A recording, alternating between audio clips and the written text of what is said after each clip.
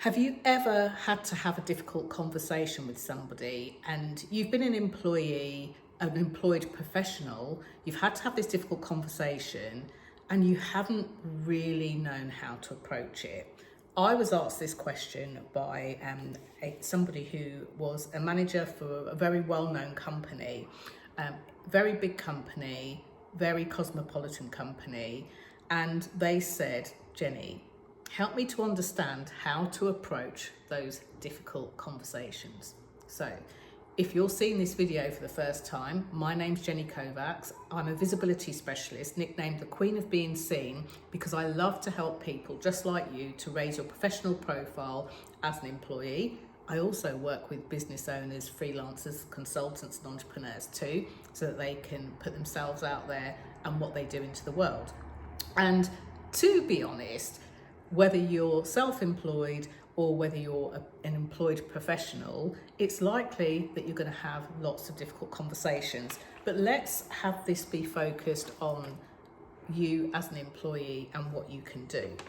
So there's 3 things that I would recommend that you do. So when you are approaching a difficult situation, so many people get themselves like het up, pent up, so that when they go into that conversation, whether it's in person in a room, it could just be you and them, it could be you, them and a couple of others, it could even be online too, it could be over the phone.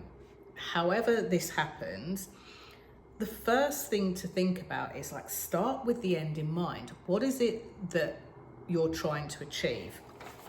And be careful with this. Don't go in with an agenda. I want them to do this for me. What is it that you want to achieve? Is it a kind of a mediation thing? Is it a performance-based thing where they might need to have a look at their performance, or is it something else? So start with the end in mind and ask yourself, what are we trying to achieve here? We, all of us, what are we trying to achieve? And of course, if this is a conversation where HR should be involved, don't be sneaky, don't try and go through the back door, don't get yourself into trouble with your organisation. It's as much for your protection as it is for the person or people that you're speaking to too. So I just put that in there. Okay, so now you know that you want the outcome that you want for everyone that's hopefully going to be helpful. This is something that people almost forget that they can do, and it's rehearsal, but not rehearsal in the traditional way. One of the things that people forget they can do is a technique that's used by high-performing athletes, top-performing, musicians, performers, and this is mental rehearsal. And I'll explain why this is even better than rehearsing to friends or family or colleagues. When you rehearse mentally, you're rehearsing it in your head.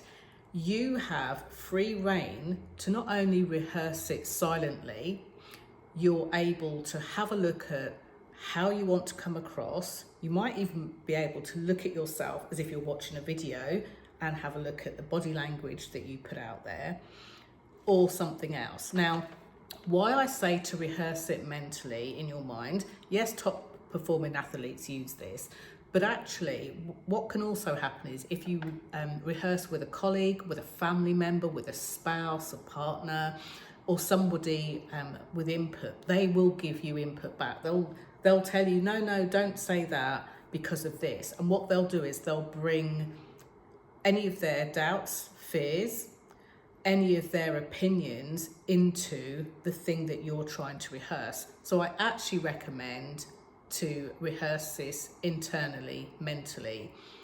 You can look in a mirror if you want to, but when you're having a conversation, you're not going to be looking at yourself. You are going to be looking at somebody or other people. So again, a lot of people tell you, look in a mirror, practice your talk in a mirror, practice what you're going to say in a mirror, but actually rehearse it in your head. Now, the other benefit of that, before I move on to the other 2 points, is that if you are rehearsing it in your head and it goes wrong, you say the wrong thing, you feel like you need to adjust it, you can just pull it back to where you were most happy and continue to go ahead. This is an exercise that I love going through in even more detail with my coaching clients. I have worked with directors, founders, business owners, heads of departments, and they absolutely adore the opportunity to talk this through and do this exercise. And in some circumstances, if they don't want to tell me what it is they're dealing with, they don't have to either. It still works. So this is why it's so good.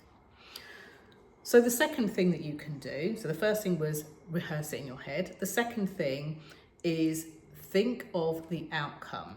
Now, I did allude to this just a moment, so start with the end in mind. If you don't have any thought of the outcome that you want to get to, you can end up straying off path, straying off the topic, and sometimes making the situation inadvertently even worse than you intended it to be. You could bump up against arguments, you could bump up against sensitivities because you haven't planned it out. And if you're not sure where you're heading to, then it makes it hard to mentally rehearse. So that's the second thing. So the first thing is rehearse it in your head like a high-performing athlete. And the second thing is make sure that you start with your outcome in mind.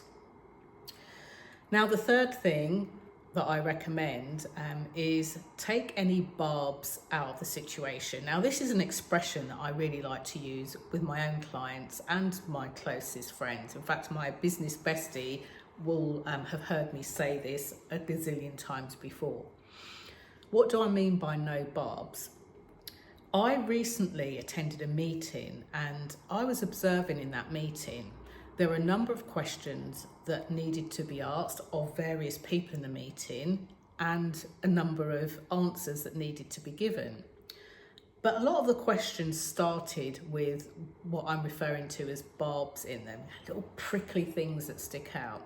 So instead of saying things like, what has been done to bring X, Y, and Z to a close, the questions were worded things like, so when do you actually think you're likely to get around to doing anything about X, Y, Z? You can hear the difference. With a question, you really want to ask an open question. And again, that's a great video for another time. If you're interested in the sorts of open questions you can ask to make conversations much easier, let me know in the comments below and I'll make that video for you at some point soon.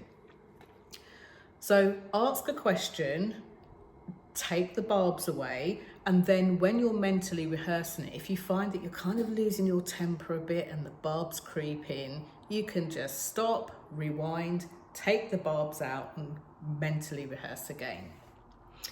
So that's it for this time. Think about any potentially difficult conversations you might have. Now, the conversation might be deemed difficult because you might feel uncomfortable about it or they might. So if you go into an appraisal situation, you might be looking forward to that, but the person that you're appraising might be sensitive to feedback. You might be going into a meeting to put a point across, but there might be some resistance from the rest of the board, the executive team, the senior leadership team, or indeed the staff that you are making these changes for. So any conversation can feel like a difficult conversation, but it doesn't have to be difficult to have.